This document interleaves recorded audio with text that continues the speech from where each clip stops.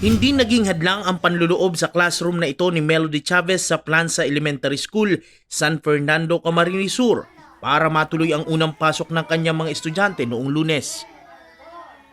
Inayos na ang bintana kung saan posibleng dumaan ang mga magnanakaw.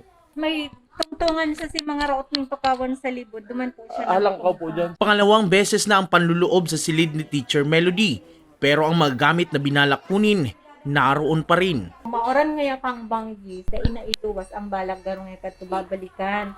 Ipagigdimi pong Sunday, medyo marambun pa, baka iniisip niya po, mapasarasaldang ta, day din makukuha. Kaya ang mga barangay tanod, nakaalerto at binantayan ang eskwelahan. Ang mga bata, hindi basta papayagang makalabas tuwing uwian. At ang traffic enforcer sa kalsada, nakatutok sa kanilang tawiran. Basta ako po, nag-post na ako na sabi ko sa parent na ang aki, day ko po siya papalwason, lalo na pag inong alanganin na mapurulian, kung bako si parent ang matundo. In case ngayon ipapasabay, dapat may abisong inot si parent na may chat. Kung ipapasabay, dapat kung day ko gusto, pahilingan akong ID na ikaning taong ini. Halion lang face mask mo, tapi picturean ta ka na ikaamon ko akong aki.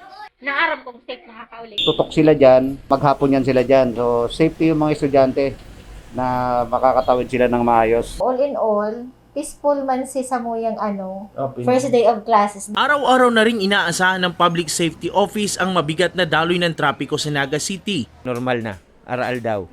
Dahil yun na yan ang regular na kalakawan digdi sa laog kang syudad dahil burukas na ang klase, ang face-to-face classes. May paalala naman ang PSO sa mga mapagsamantalang driver ng tricycle o jeep na naniningil ng sobra sa tamang pamasahe. Ipaabot lang sa attention me, dawa so body number lang, kami na po ang mahanap kayan.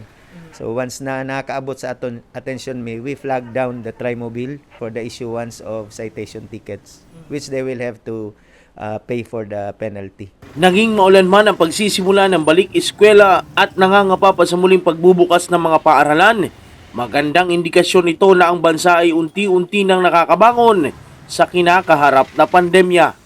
Jan Amador, CSN.